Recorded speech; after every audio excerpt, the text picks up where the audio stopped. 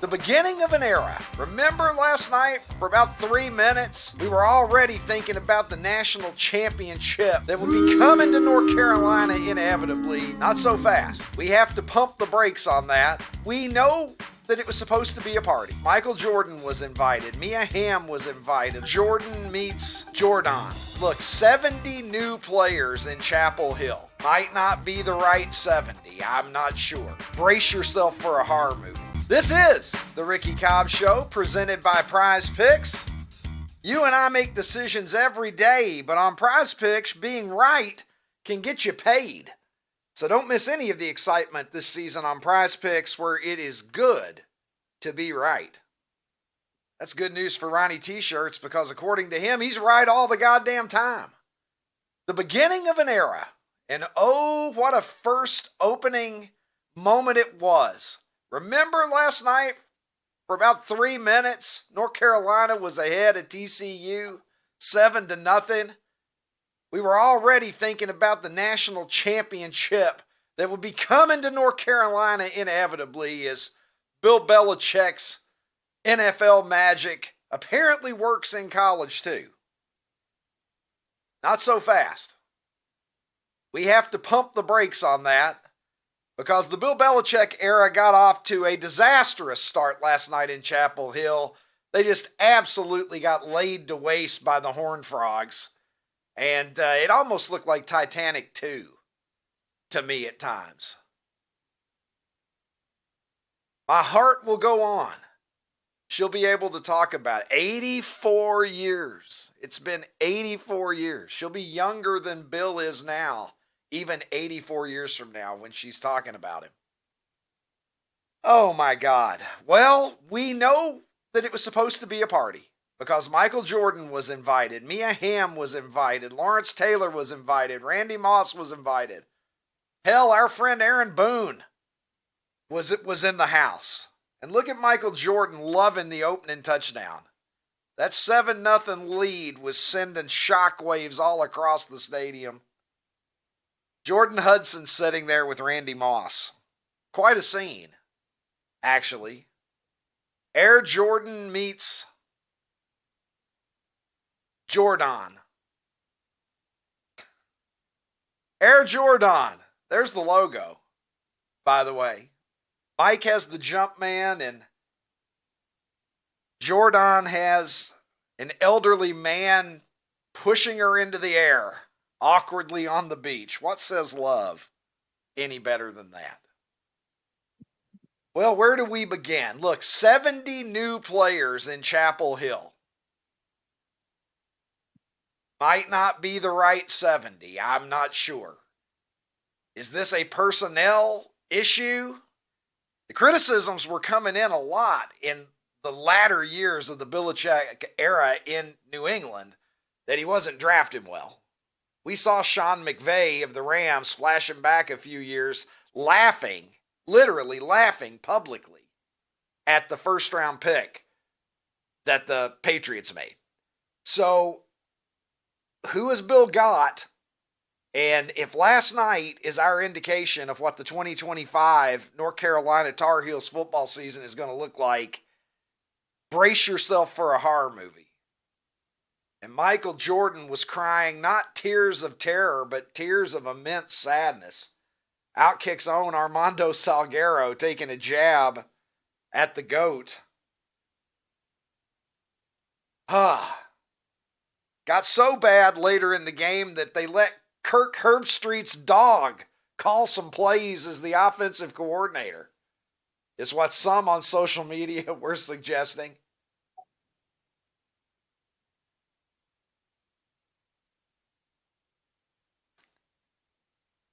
The play that the dog called, by the way, went for a 23-yard gain against the Belichick defense.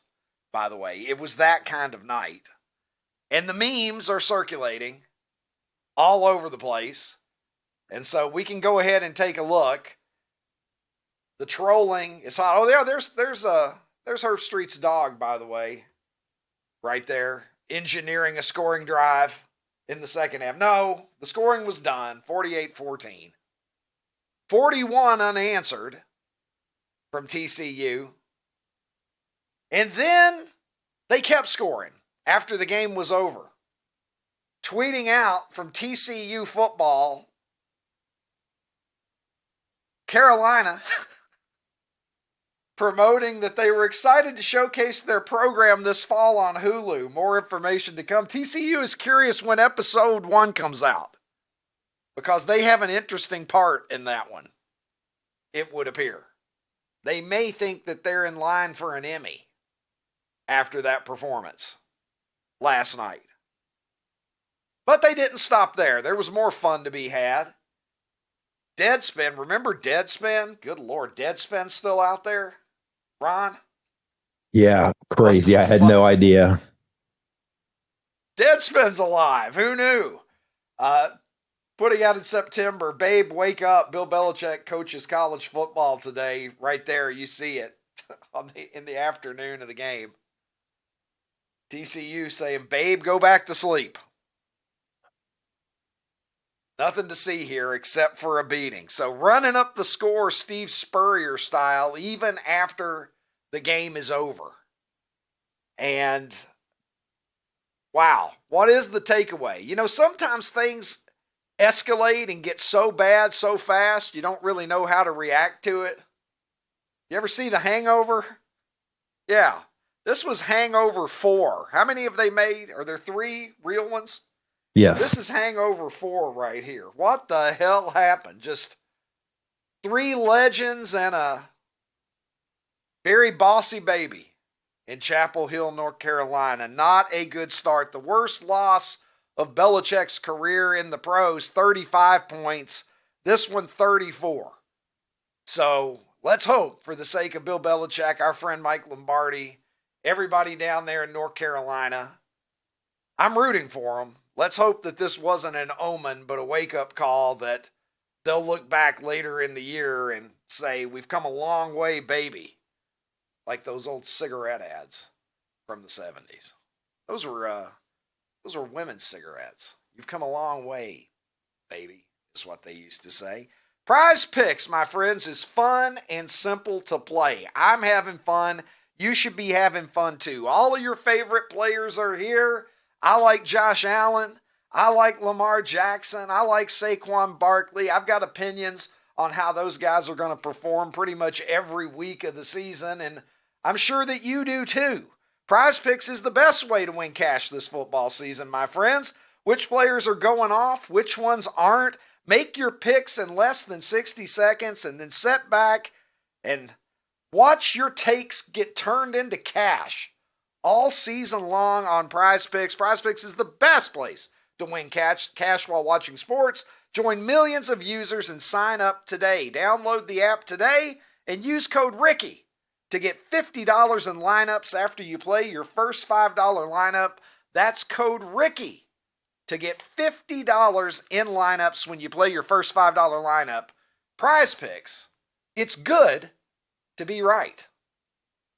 Never paid off so well before.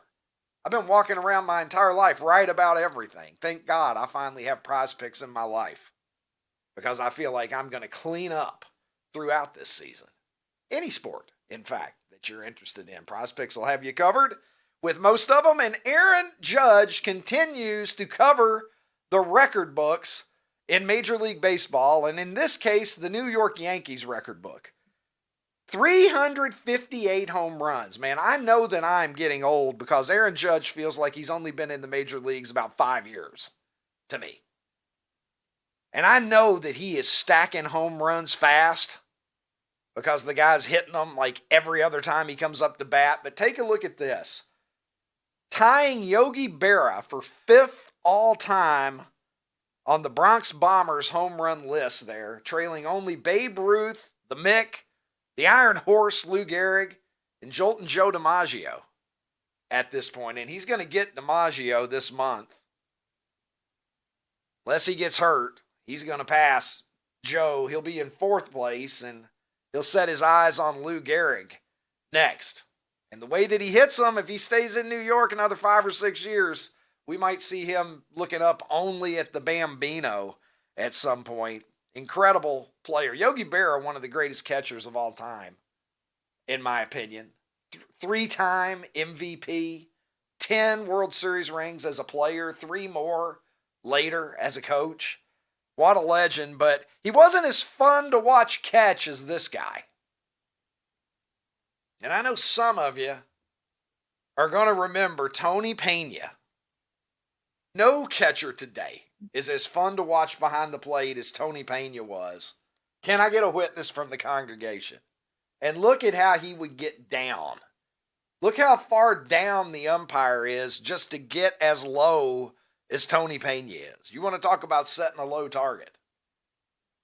And I saw Roger McDowell, the great former Major League relief pitcher, 1986 Mets. He was the spitter on the gravelly road on Seinfeld, for God's sakes.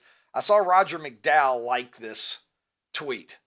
So there are some folks from the NL East back in the 1980s who very well remember Tony Pena. I always loved it when the Pirates were playing the Cubs on WGN or they were playing the Braves on TBS. And I could get a look at Tony Pena behind the plate. And he was a Yankees coach for a while back about 20 years ago. I think 2006 to 2008. He was the first base coach for the New York Yankees. So shout out Tony Pena and shout out to the Philadelphia Eagles for the Tush push, not only surviving into the 2025 year, but now the Tush push has a sponsor. Yes, they do. The Tush push now brought to you by Dude Wipes. Ron, this is a good time. You know, once we start talking about Dude Wipes and pushing things from your tush, let's just go ahead and welcome the international streaming star to the program who joins me as always from Nashville, Tennessee. He is, of course, Ronnie T-shirts. Ronnie, how's this for branding? Dude Wipes getting in on the tush push. You have this, and you've got Deion with the pens. I mean, there's some clever people out there taking advantage of the booty, I guess. But yeah, I mean, I'm all for clever marketing. Speaking of taking advantage of the booty, let's talk about Bill Belichick, who has been doing that in recent nice segue years. Thank you. And I don't know, we might need Dude Wipes to pick up what was left on the field last night in North Carolina, Ron, as the Belichick era. Boy, was it a lot of fun right at the very, very start. Remember the very, very, very, very, very, very start, Ron? That part was a lot of fun. And after that, I don't think all these folks who have sold out season tickets, and we've seen the response in Chapel Hill to Bill Belichick, the excitement that it's generated, and womp womp. What were your thoughts on that one last night? It looked like they had spent the entire North Carolina Belichick era working on that first drive. You know how a lot of teams do a scripted first drive? I think they just worked exclusively for the last, whatever it's been, 7 months on that first drive, because my God, did they look good. And then after that, I mean, it's like they forgot they knew everything, anything they knew about football, they forgot. Like, that might be the worst defense in major college football. Like, they were absolutely atrocious, flat-footed, taking terrible angles. Like, they were trash, Ricky. They were absolute trash. And I was blown away how bad they played. I bet Arch Manning was watching that and just thinking, where was that defense on Saturday? Yeah, Columbus, Ohio. Tiny bit of a little different talent. With Arch Manning. Tiny bit talent difference. Bill Belichick's former defensive coordinator faring a little better in his role at Ohio State than things went last night. Look, one game again. I am Mr. Let's slow down on the overreactions to small sample sizes. I tend to be the person who says, okay, one game, whether good or bad, is one game. Let's not put somebody in the Hall of Fame on one game, and let's not decide that somebody is a pile of shit on one game either. But boy, as one games go, this one is very, very concerning, Ron. I mean, they've really got to prove that this is an aberration, or it could be one nasty, embarrassing season for Bill Belichick, the kind of which he is simply not accustomed to dealing with. Yeah, man. I mean, I tend to agree with you on the, don't get too crazy either way off of a small sample size. But that defense, they just look really slow, Ricky. And, speed, we all know speed kills, right? And they just looked really, really, really slow. And I don't know how they're going to compete with. I mean, I don't know if you had a chance to watch the Miami Notre Dame game. Man, Miami looked good. They look good. They look fast. There's some other teams in the ACC that are going to, Florida State beating Alabama.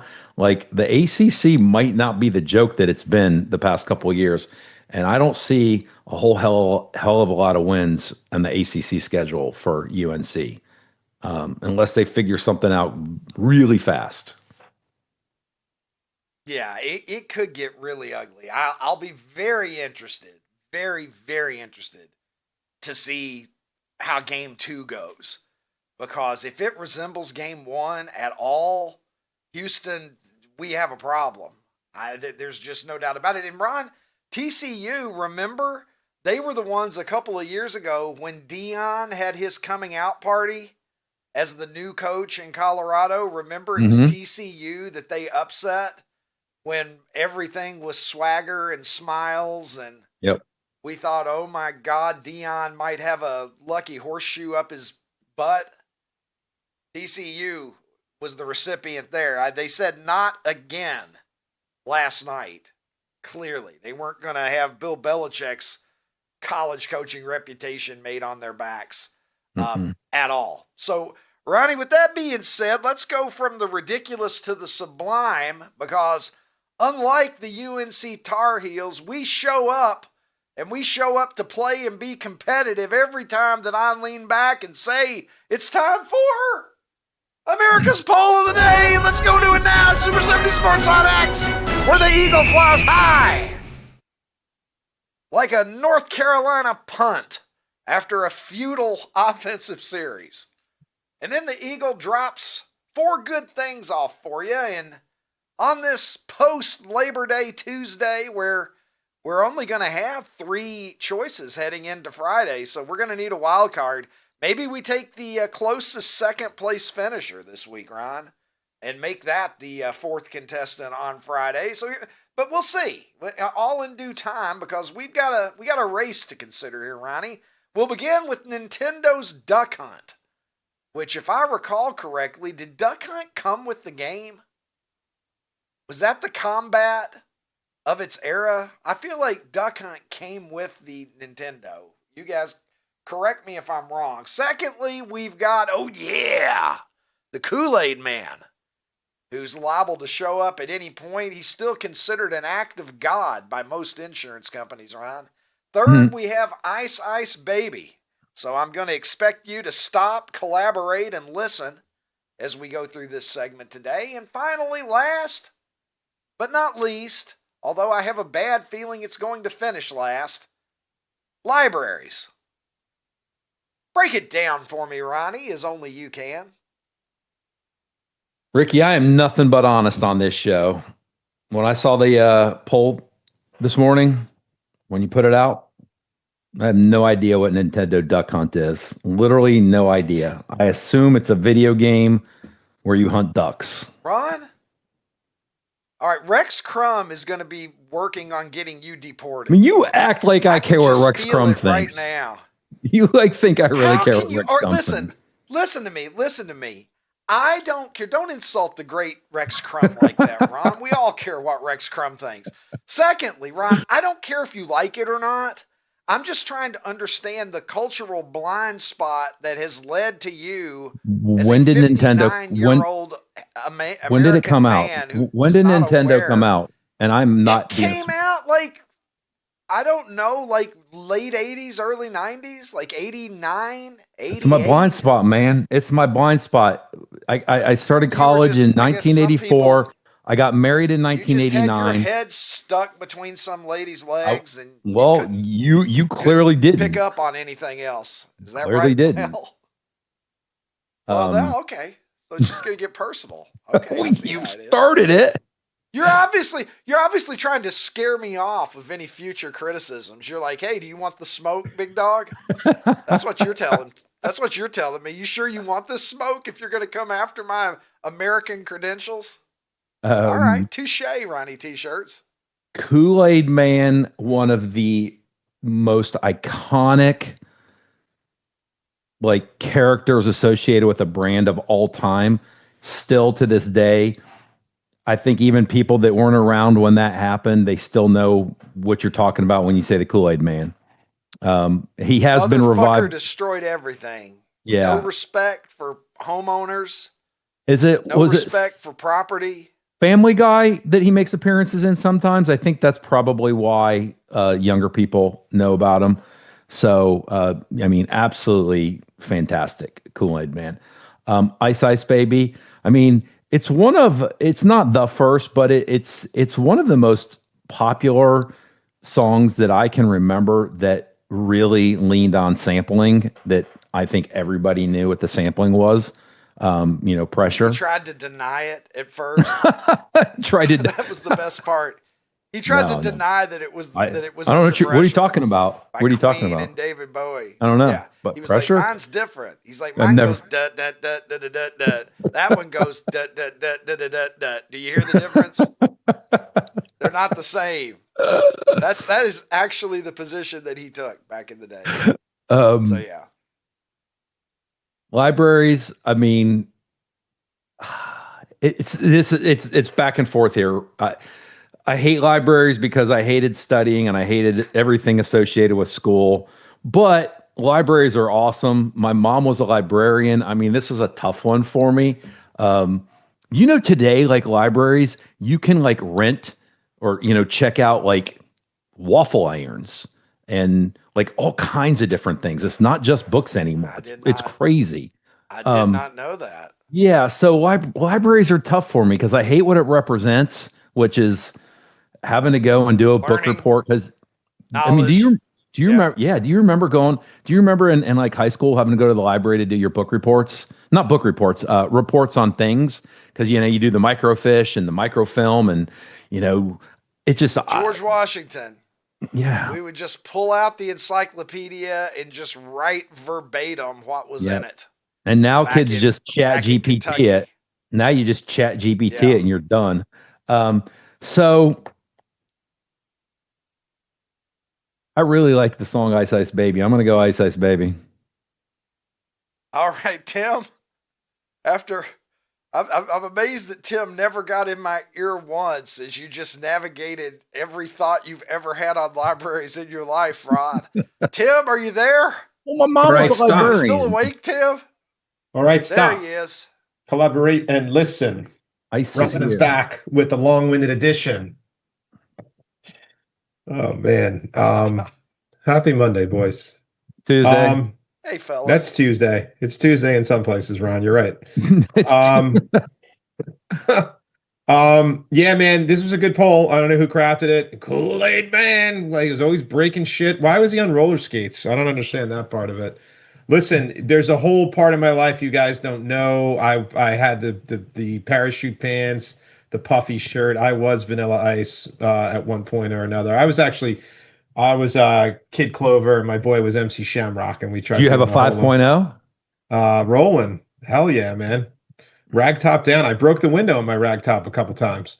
But listen, I am, Ricky, 84 for Duck Hunt, by the way. Not quite late 90s. So Ron might have still been trying thimbles on as condoms back then. That's 41. Ron was 18. Yeah. It was my freshman year of college. Right. He was buying his first. Promise you I wasn't playing video games like all the nerds. He's buying his first pack. But listen, man, I'll tell you what. I'm going to go with 1984, Tim. We didn't use those in 1984. Not at all, right? No.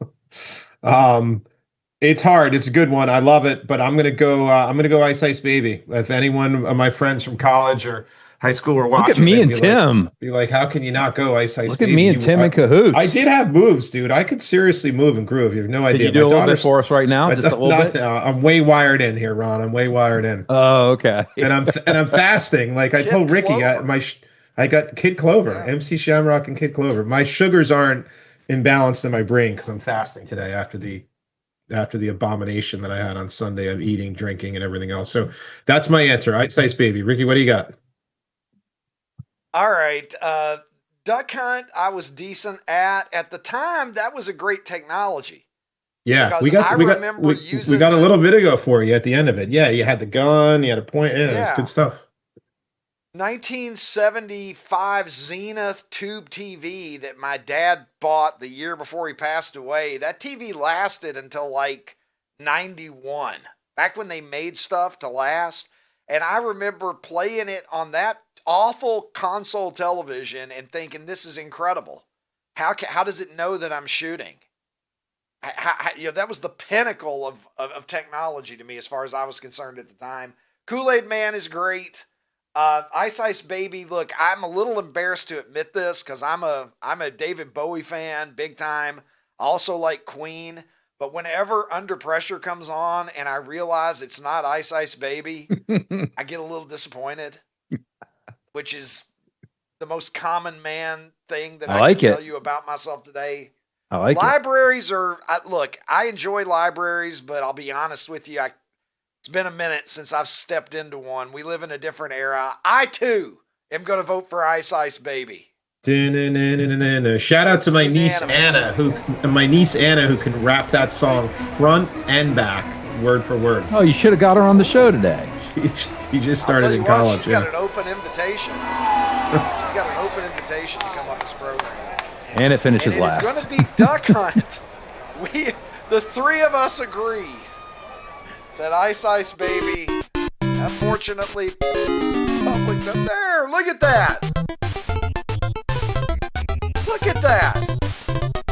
No memory, Ron. Do you remember? I literally have never seen this before in my life. Yeah, you had like a plastic, gray. You had like a gray plastic gun. Russian. It's not even a joke anymore.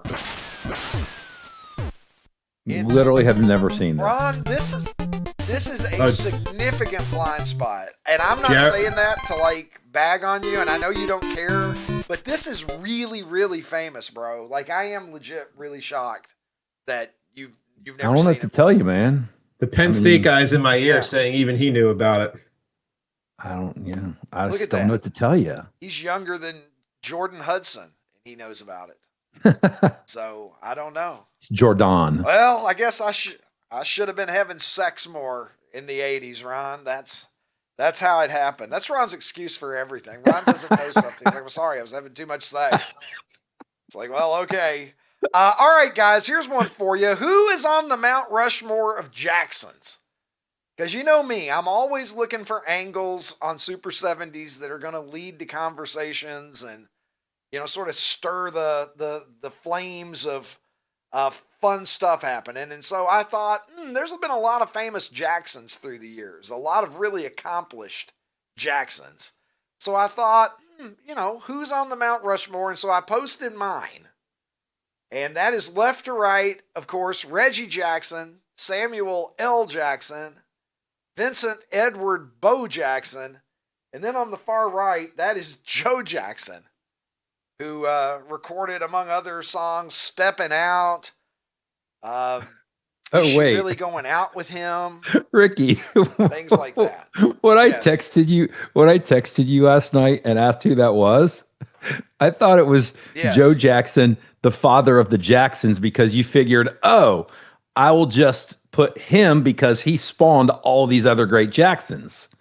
He's my way of representing all of the Jacksons. Yeah, I thought it was clever. That is not showbiz dad / I'm pretty sure, I think, alleged child abuser Joe Jackson. And wife. Is Joe, it's different for girls, Jackson.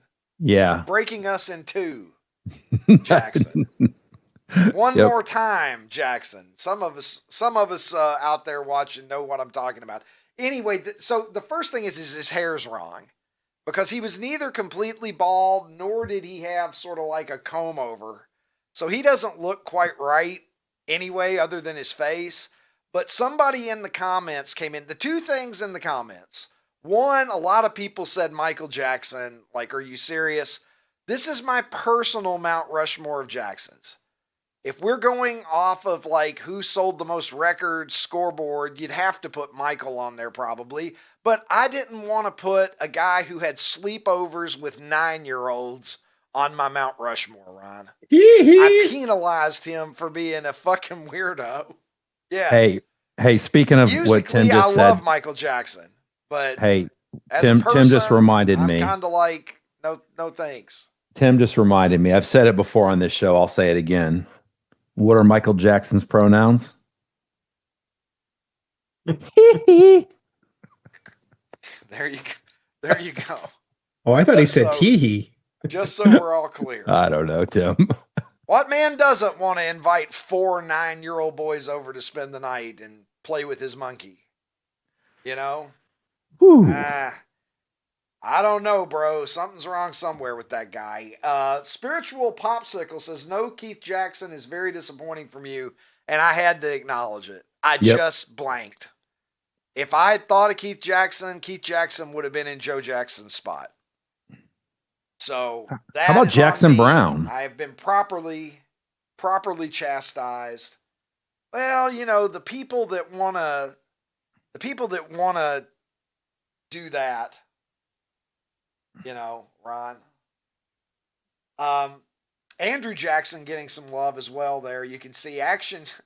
Rex Crum. Again, this is why we should always listen to Rex Crum. Michael Jackson, Andrew Jackson, Action Jackson. And then that is a sad Joe Jackson on the right. I mean, at least my Joe Jackson, I don't know who that is. I thought your Joe Jackson was from the Whig Party. Weathers. I thought your Joe Jackson was from the Whig Party. I really did. I thought he was some historical figure. My Joe Jackson lost to Andrew Jackson in the primaries that year. And of course, there's Andrew Jackson, Mr. $20 bill himself. Anton Jackson getting some love from In Living Color. And there, of course, Carl Weathers as Action Jackson. There were certainly some who were thinking of him too. So Phil Jackson too. And Shoeless Joe Jackson. Not to be confused with the other Joe Jackson. All right, we are going to take it to a break now.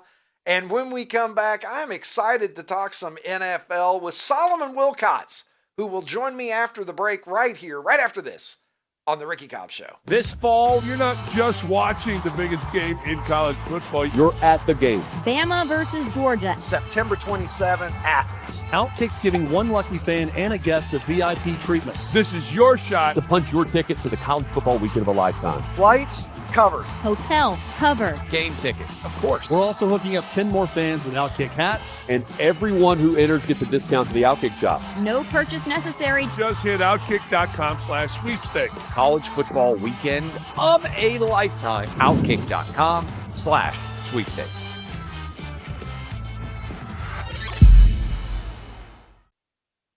And welcome back to the program, my friends. And excited now to welcome my guest to the show. He's a 6-year NFL veteran who is the host of Believe in Bengals, as well as the opening drive on Sirius XM NFL Radio. Always a pleasure to welcome to the show Solomon Wilcots. Solomon, how are you?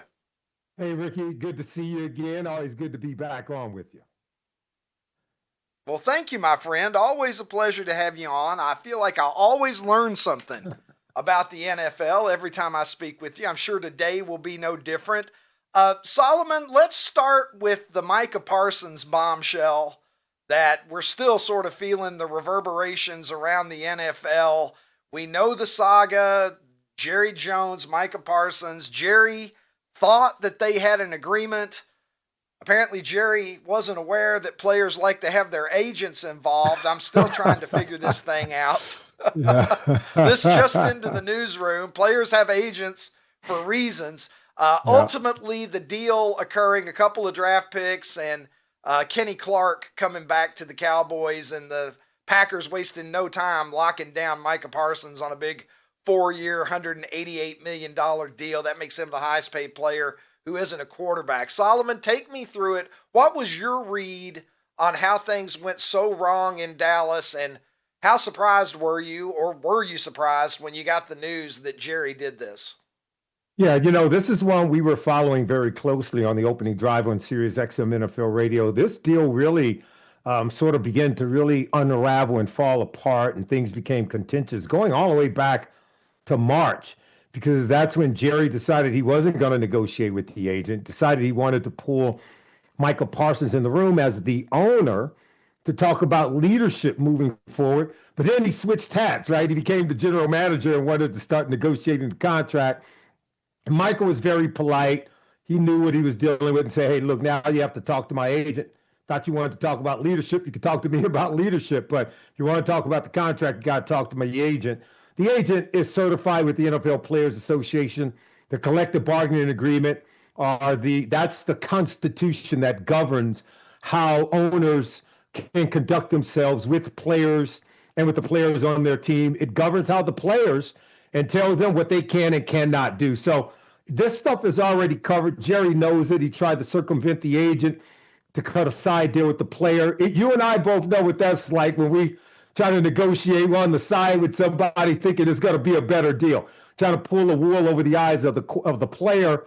But Michael Parsons was keen to it, went to the agent, and that's when it really started to break down. I think as we got to the 11th hour, I really do think the league and the Players Association let Jerry know you're out of bounds. And he went on record with Stephen A. explaining how he kind of went outside. And that's not something you want to do. And you certainly don't want to give the player and the union evidence, right, that you're behaving untoward. So that's when I think he kind of got the sense that, maybe a trade might be better. I think at that point, Michael wanted to move on. And then, according to Michael Parsons, Jerry gave him an ultimatum: play under the fifth-year option or move on. And that's exactly what they did. He gets the contract he wanted, maybe even more, at $47 million a year, by far the highest paid non-quarterback in the NFL. Quite a nice surprise for Green Bay Packers fans right on the eve of the season that suddenly you add Micah Parsons to that defense. How does it change the complexion for the Green Bay Packers here? Obviously, this is a loaded division except for my Bears. How much does that move the needle for a pretty good Green Bay Packers team to add this guy? Yeah, let's put that into perspective, Ricky. Premier pass rushers in their prime. You got to know Michael Parsons, 26 years of age. He's had 12 or more sacks each of his first 4 years in the NFL. The only other player to do that in the 105-year history of the league is Reggie White. Okay, so you're talking rare company. Not even Myles Garrett was able to do that. Not even Lawrence Taylor was able to do that. We're talking some pretty good, great players across the landscape of the National Football League over the first 105 years. So he's a premium pass rusher that now I think Rashad Gary on the other side is a really good pass rusher himself. And so this allows them to get pressure with four. I think they're playing with a suspect secondary. I think they're, allowing Jair Alexander to go. And I think they're dealing with some unproven parts on the back end. But this allows them, I think, to dedicate more resources in coverage, have a four-man rush, and cover with seven. I think you're playing with house money at that point. If Michael Parsons and Rashad Gary can get home with just a four-man rush where you don't have to blitz, you don't have to run a lot of stunts and twists, and you can just pin your ears back and come after the quarterback. Solomon, speaking of contracts and situations that have been stories in the NFL, the Bengals, a couple of hurdles cleared for your old team, Solomon. Shamar Stewart, they finally get that rookie deal done, and Trey Hendrickson, finally, at last, that situation taken care of as well. Now, with those things cleared away, what do you expect from this Bengals team this season? I expect them to have no excuses. I expect them to not get off to a slow start, 1-11 through the first two games over the last 5 seasons. And they need to play better in the month of September, particularly week 1 on the road at Cleveland. You know, the Cleveland Browns has been a struggling team, but not when they played the Cincinnati Bengals, and certainly not when they played the Bengals at home.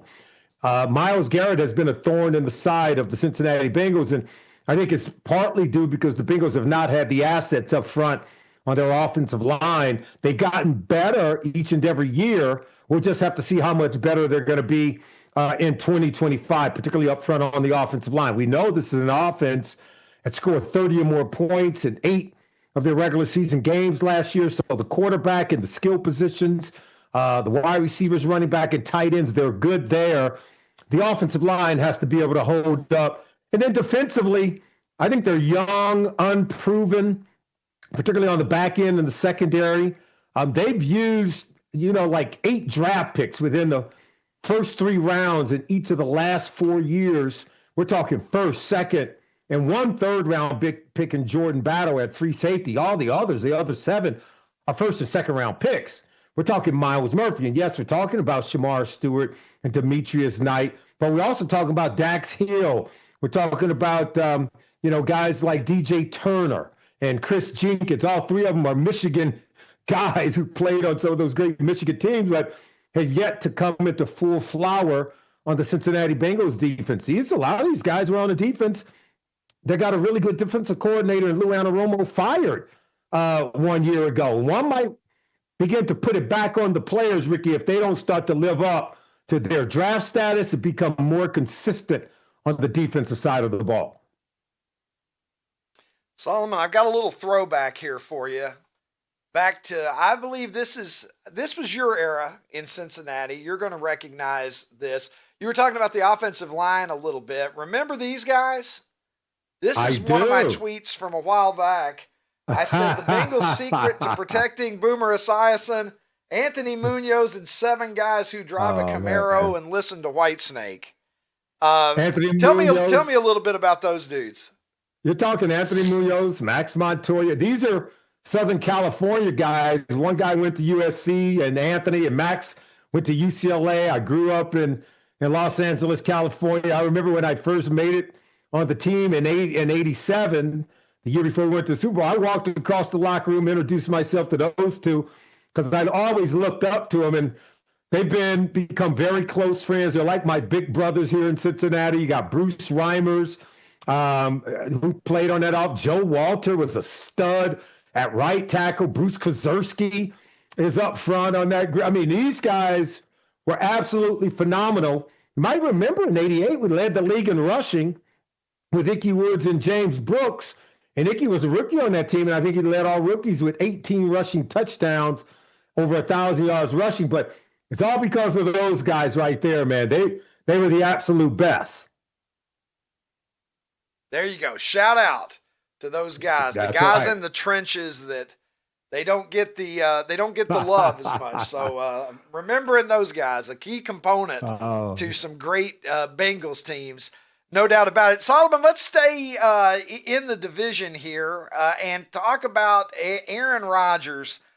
Mike Tomlin, one thing that I love and I think is one of the greatest stats in sports is that the Pittsburgh Steelers have had 3 head coaches since 1969.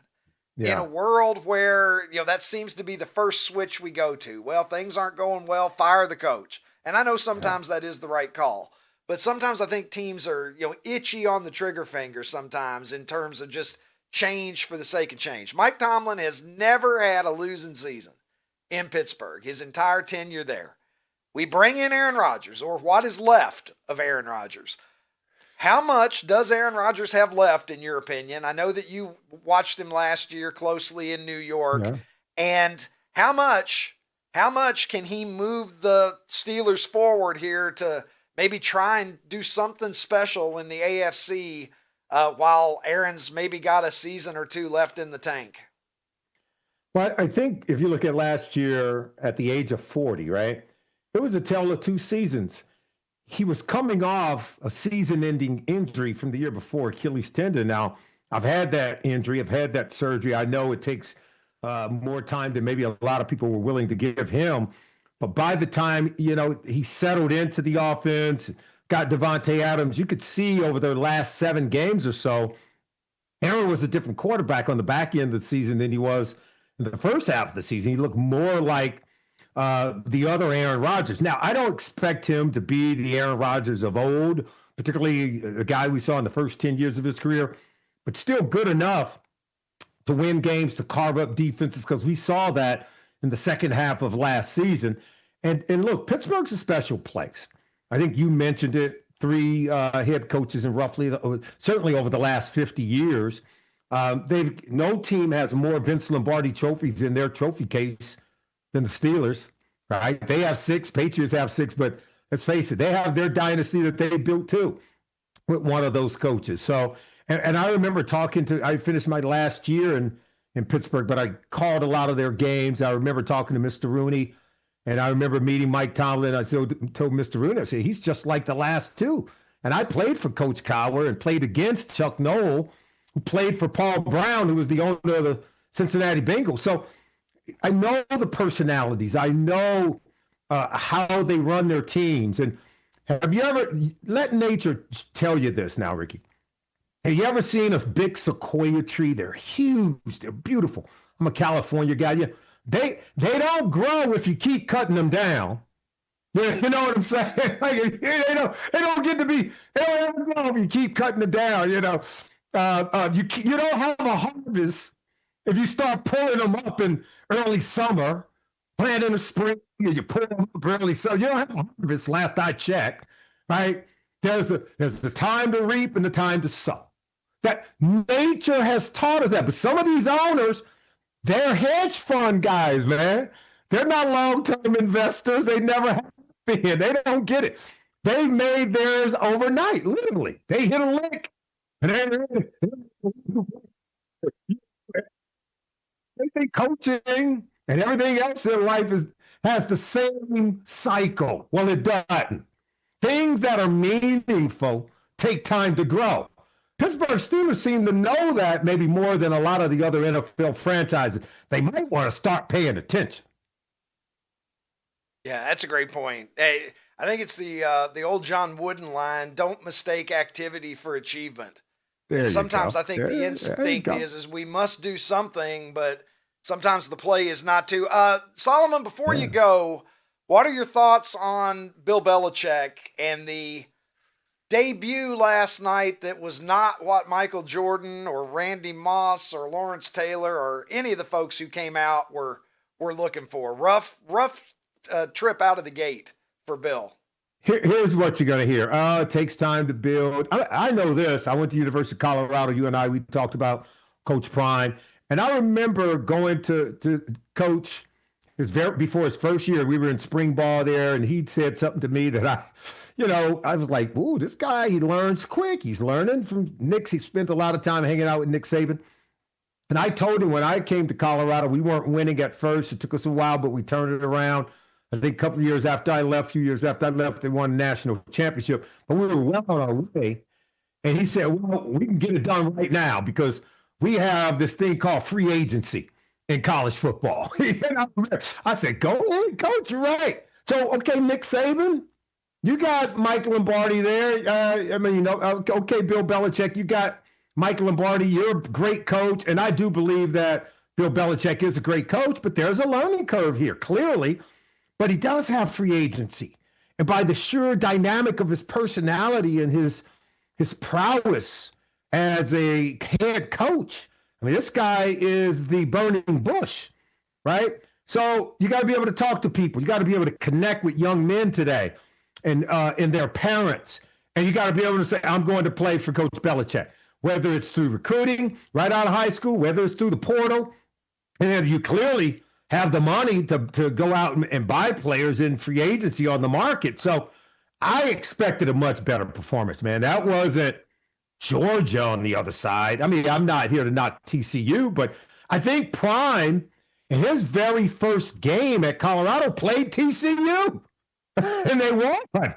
So, look, Belichick's a great coach, but remember, it didn't go so well his last 2 years there. He's got distractions hanging out on the sideline with him, man. Get back to coaching. And all of us in this game, we got to prove who we are, not who we used to be. That would be my conversation with Coach Belichick. I've interviewed and talked with him so many times. I have so much respect for him as a coach. It's like, hey, coach, you take your eyes off the ball, man. He used to always tell those players, you only can do one thing great at a time. And coach has lived it. Does he deserve to enjoy his personal life? Absolutely. Does he deserve to enjoy his success? Absolutely. But now that he took on this role, you can't tell me with Michael Jordan and Lawrence Taylor sitting up there that you could turn in a performance like that. It was not what we've come to expect of a great coach. I don't care at any level. He's a great coach. And I think a lot of us, for him, we want to continue to see greatness. He is the host of Believe in Bengals, as well as the opening drive on Sirius XM NFL Radio. Solomon, always a treat having you on the program. Appreciate you making time for us today. Hey, Ricky, all the best to you. Enjoy the 2025 season, man. It's going to be exciting. Thank you. Thank you, my friend. Look forward to having you on again soon. Solomon Wilcots, one of the absolute best analysts in the business for my money. And let me bring in a guy who is also an analyst sometimes on this show. I don't know if he's one of the best in the business. He doesn't even know what the fuck Nintendo Duck Hunt is. He has no credibility. If you want to get your football news or anything else from a man of 59 years of age who claims that he was born in America and has never heard of Nintendo Duck Hunt, I welcome back to the program Ronnie T-Shirts. Ronnie, I'm kicking myself again. Well, what was the name of Boomer's Club in Cincinnati? We should ask Solomon about it. La Boom. Yeah, we need to ask Solomon about La Boom the next time he's on. Don't ever let me let any Cincinnati Bengal, anybody from Cincinnati, that era get away. All right. Yes, we have to ask. We just have to. Ron, take a look at this. They don't make running backs like they used to, damn it. I mean, Saquon Barkley and Derrick Henry, they're both real throwbacks to my era. But, dude, I know that you do remember running backs used to be cut from a different cloth. Look at these two sweet bastards, Ron. And if you're not old enough to remember, call somebody. Call me. I'll tell you. Shout out the Tops for somehow managing to squeeze this much badassery onto one card. Walter Payton and Earl Campbell, 1978. The best in the business, bar none. With all respect to touchdown Tony Dorsett and some other pretty good running backs, those guys were the two best of that era. I really did like the era of football when running back was the most glamorous position, because it's not anymore. Wide receiver now, right? Preach. You're going to win me back now, Ron. Yeah. No, dude. Like even when you were playing passing. When you were playing pickup football with your friends, you wanted to be a running back. That's just like running back was everything. And it's just now, I mean, kind of the stats prove it. You don't have to take a running back high in the draft unless it is just a generational type player, because they just plug and play. They'll throw a 6th-round running back in there and he'll do pretty good. But man, running backs were everything back in the day, Ricky. Yeah, I mean, the Giants had Saquon Barkley, didn't want to pay him. Good luck with that. Good luck with that. Ronnie, if you enjoy this kind of content, I know that you're signed up, Ron. At least I hope you are, for Ricky Cobb's Rewind. It is our two every 2 weeks. What's the word I'm looking for? Bi-weekly, they call it, is what it is. It's every 2 weeks we drop this baby into your inbox, and to get it, all you have to do is head over to outkick.com/newsletters. Put in whatever your preferred email address is for this kind of thing, and we'll take it from there. Just every other week, you're going to get some extra free goodness dropped on you, and there's no commitment. You can unsubscribe at any time, but as I've always said, only a fool would do that. We've got the Margarita Mailbag, Super 70s Yourself, Basement Boombox. We just debuted in the last edition, so send me your questions. Send me your childhood photos, and I will caption them, and I will also give you a playlist that comes on a virtual Maxell cassette from my heart straight to you. You can play it on Spotify and just imagine the cassette. You can fix it with a Bic pen if anything ever goes wrong with it as well. All right, we are going to take it to a break right now, but we've still got some surprises up our sleeve on this program. And one thing that's not a surprise is, of course, I'm going to ask Ronnie the question that I love to ask him around this time of the day, and it will all happen straight ahead, right after this, right here on the Ricky Cobb Show. This fall, you're not just watching the biggest game in college football. You're at the game. Bama versus Georgia. September 27th, Athens. Outkick's giving one lucky fan and a guest a VIP treatment This is your shot. to punch your ticket to the college football weekend of a lifetime. Flights covered. Hotel covered. Game tickets, of course. We're also hooking up 10 more fans with Outkick hats, and everyone who enters gets a discount to the Outkick shop. No purchase necessary. Just hit outkick.com/sweepstakes. College football weekend of a lifetime. Outkick.com/sweepstakes.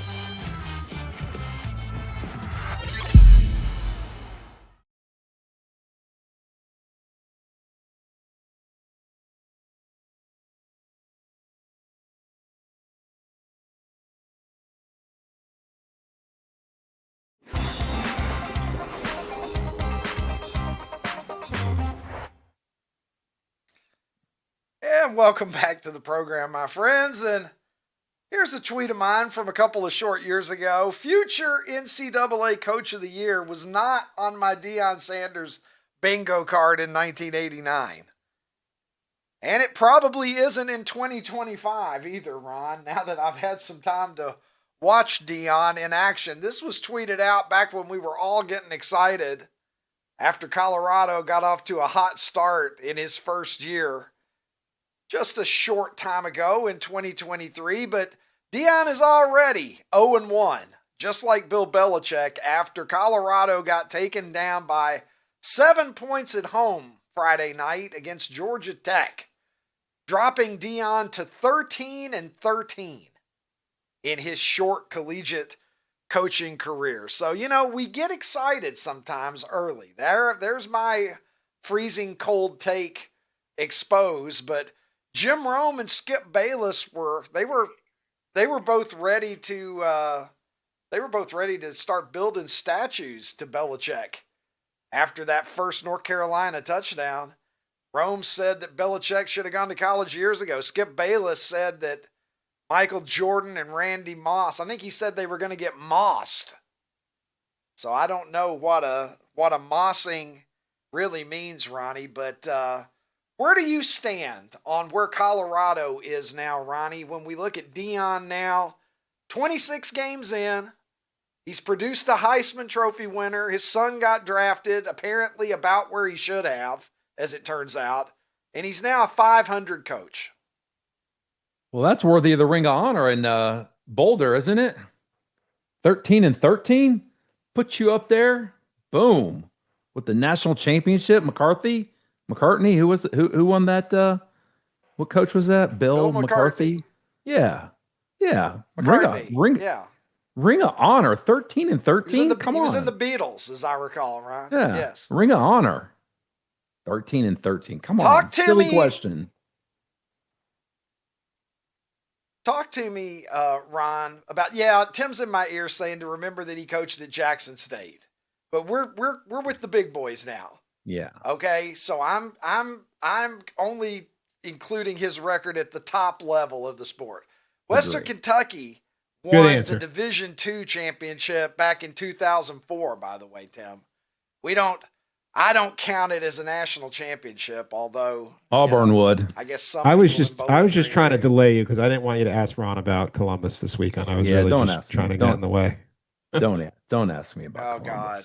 Nobody wants to hear. God, we got to listen to this now. Hey, unlike libraries, I'll keep it short and sweet. All right. Most Ohio State fans were pretty pissed that it was a noon game because we're tired of noon games. We want some prime time. Texas, Ohio State should be prime time. That being said, I cannot remember the last time the stadium was that loud. I mean, it was crazy. So it was a great atmosphere. I have to imagine if you were not rooting for Texas or Ohio State, you might be pretty bored watching that game because it was a defensive struggle. I mean, Ohio State won, and we won because our defense was awesome. But man, Texas's defense is equally awesome. I mean, we had 203 total yards in the game. I mean, they are good. It was a great atmosphere. I'm super happy about Julian Sand. He looks to have, he's got confidence, composure, doesn't have happy feet. So I'm excited for Ohio State for the rest of the year. But Texas is really good too. Let me ask you a question. Real serious question. I thought about this the other day. Let's say that Ohio State, I mean, you guys are obviously going to remain good. There is no scenario under which Ohio State isn't going to be good. 75 years of being good, yeah. Future. Yeah. All right. So let's say that you guys are good, top 10 at least good the next 2 years. Okay. But you lose to Michigan both times. Say you lose 2 more in a row to Michigan and you don't win the Natty this year or next year. Would Ryan Day be gone at that point? Like, how serious is it? At what point does losing to Michigan become a fireable offense? Yeah, I mean, provided I feel like that he doesn't win more national championships. I see where you're going with this question, and it absolutely makes me pause and think. But that being said, I think you win a national championship, I think it gives you at least a few years of a grace period. But yeah, man, I don't know. That would be tough because I've told you, I'm to the point now where I look at college football like pro football. Yeah, you want to beat your rivals. I know the Packers want to beat the Bears, but your goal is to win the Super Bowl. And so, Ohio State and Penn State and Alabama and everybody else's, their goal now is to win the national championship. It's nice to beat your rival, but it doesn't really matter if you won the national championship. But you just threw a little thing in there, and I'm like, not winning the national championship and losing to Michigan the next 2 years, man, that will be tough. So I don't know, Ricky. You just I hope I never have to make that decision. I believe. I hope I never have to face that. You've heard that said to you a few times, Ron. Okay, with that being said, Rod, I don't even know if you heard me, but you know what? It's just as well because I got a question for you. Throw that little thing in there. I heard you. Yeah, I got a question for you, Rod. What the fuck, Rod? All right, so everybody knows that you're a huge figurine guy, right? When you're a figurine guy, God. My girlfriend says, "Why does he call them figurines?" And I'm like, "It's passive aggressive. He does it because he knows that it bothers me." It's aggressive. What are you talking figures, about, Ron? Aggressive. They're not figurine. They're not figurine. This is not a figurine. I will give you a choice. This is J.R. Richard. It's not a figurine. It's not figurines are like grandma's knickknacks. I will give you a choice. Moving forward, I will refer to them as figurines or I will refer to them as dolls. Your choice. All right, we're going to stick with figurines, Ron. So go ahead. What the fuck is going on, Ron? So when you're a figurine guy, you also, and I think I'm right about this, you're also a mascot guy. You like mascots. So I do. There are 2 main rules when you're a mascot. Do not let your voice be heard, and do not let your head be seen. Your real head, your human head. Well, this weekend, the Chuck E. Cheese. It was so they held that so true that they arrested Chucky. Correct. So this weekend in Eugene, Oregon, before the Montana State game, Puddles, the mascot, had a little incident, and he did his damnedest to get out of Dodge. Oh, no. Oh, no. It would have been closer to it just picked up the head. Right. Wouldn't it? It's like, let me see. I can go 3 yards in front of me and retrieve my head, or I can run 50 yards in the other direction without it. That seems like a panic move there. Can we just watch this for like 3 or 4 minutes? It's so good. But you're right, Ricky. I didn't even think about that. It's a complete panic mode because he could have had his head down and just popped the head right back on and nobody would have seen him. But he's like, nope. Yeah, I got to run back to this. He could have recovered his own fumble for sure there, I think he didn't knock himself pretty out quickly. Yeah, so Puddles had a little Just incident. get on, the hell out of this weekend. Dodge. Oh my God. Well, that reminds me of the Shockmaster. Back in WCW years ago, they had this guy come out. He was the new person that was being identified. It was like a big team match. I think it might have been War Games is what they called it. And the good guys were calling out this new dude who was going to like even the score against the bad guys. Okay. And he came out and he was supposed to bust through drywall to dramatically appear on the set. Like the Kool-Aid Man. Busted into the drywall. Yes, he did a Kool-Aid Man, and when he did, he fell down and his head fell off on live television. And he had to scramble and put it back on, unlike that duck. But maybe we can find the Shockmaster footage. And what was the one reflect back baseball on it call tomorrow, Ron. where he said his head was rolling to the outfield? Do you remember that? Somebody I remember. Yeah, the semantics of how Jerry he said Coleman it. Of the San Diego Padres old announcer. Yeah, he said, it's a ball deep to center field. Winfield's going back. It's off the wall. It's rolling into center field or whatever. Yeah, it was his head, something about it. It's off his head and it's rolling into center field. What the fuck else, Ron? All right, what the fuck else is going on? So KFC is at it again this for this coming Easter. So Easter 2026, they will be selling jelly beans. And you guessed it, Ricky. They're going to be in Kentucky Fried Chicken flavors. So we're going to have fried chicken. Oh, dear God. Sweet corn, and I know your favorite, gravy.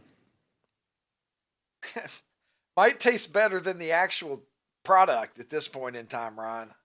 So I'm embarrassed to say, every time I get Kentucky Fried Chicken, I'm like, you just need to take Kentucky off of it. Because it is not what Harlan Sanders came up with all those years ago. Chick-fil-A has surpassed it. Raising Cane's has surpassed it. We had Popeyes this weekend. Burger King. Popeyes has surpassed it. It's sad to see what has become of Kentucky Fried Chicken, Ron, in my opinion. Absolutely. Will you try these? Because for me, it's like the flavors are familiar, but your brain does a weird disconnect because you think candy with that texture and that size. And so to bite into something that tastes like gravy or fried chicken, sweet corn will be okay.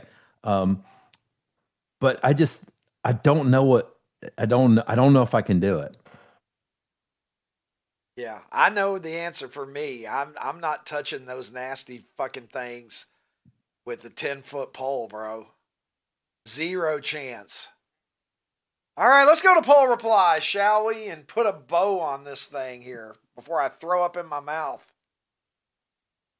Thinking about sweet corn and gravy jelly beans.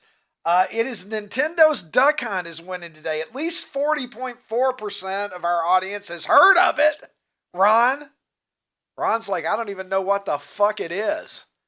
But we're going to see it again on Championship Friday. The Kool-Aid Man, oh no, is finishing second today. Rex Crumb says, in 1990, I drove a Dodge Dart hardtop. But thanks to Ice Ice Baby, in my mind, I was rolling in my 5.0 with my rag top down so my hair could flow. Quantum Biosis Society says, Nintendo's strategy for the NES in the 80s was brilliant. Offered duck hunting alongside a game with a tiny Italian plumber. See, there it is. It would come with Duck Hunt, Ron. It was the combat of the original Nintendo. Is what it was. So everybody had it, really, whether they played it or not. Landon Nolan says Duck Hunt because it was the one game my dad would play with us growing up. Also, it would have been nice to know you can control the ducks with the controller. See, I never knew that for years either. Felt totally cheated, like my fucking life was a lie when I discovered that. Counselor 85 is clearly riding with Rob Van Winkle, a.k.a. Vanilla Ice. There he is. He came along and he just took over American society there for a short time. Then everybody decided that he sucked. shortly thereafter. Burley Canerco Oh, God. says, "Oh, yeah. Oh, no. Guys. Good Well, Lord. I don't know. I'm not sure. I haven't talked to anyone about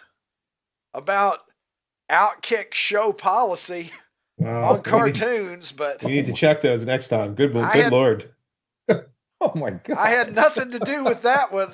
Might be time to go to the doctor. Looks like there could be a little blood there. All right. Well, Ron. Okay. Can't get out of here soon enough. I'm No, just hey, looking Ricky, for it's the nice to exit know we got now. a pass now for something that we do. Yeah, we can just refer to I'll tell you that. right now. Completely innocent on this one. Had no idea that was even going to happen. Gary Schreier, I didn't know that was going to happen. All right. Thank you, Ronnie, as always. My thanks to Solomon Wilcots. Always a pleasure to have him on the program. My thanks to Molly and Colin in Nashville, to P.A. Jarrett, and the best producer who's doing the do today. He is Kid Clover, a.k.a. Producer Tim. And most of all, I thank you, you sweet bastards, because you're the reason that we do this, and I love you. You can find us, as always, on Fox Nation, outkick.com, and YouTube, the Ricky Cobb Show channel on YouTube specifically. Head on over there and subscribe, won't you? We have everything on YouTube now at the Ricky Cobb Show handle. You can find us on Spotify and Apple as well if you want to go and poke around and listen to us in podcast form. And you can also find us on Facebook, Instagram, TikTok, and X, where you can also find me at Super 70 Sports because, well, that's just who I am and what I do. Drop by, visit me, because I will be tweeting throughout the afternoon into the evening and perhaps even into the wee hours. But most importantly, why don't we make a deal that we'll meet right back here again tomorrow when we're going to tee it high and let it fly with another episode of The Ricky Cobb Show.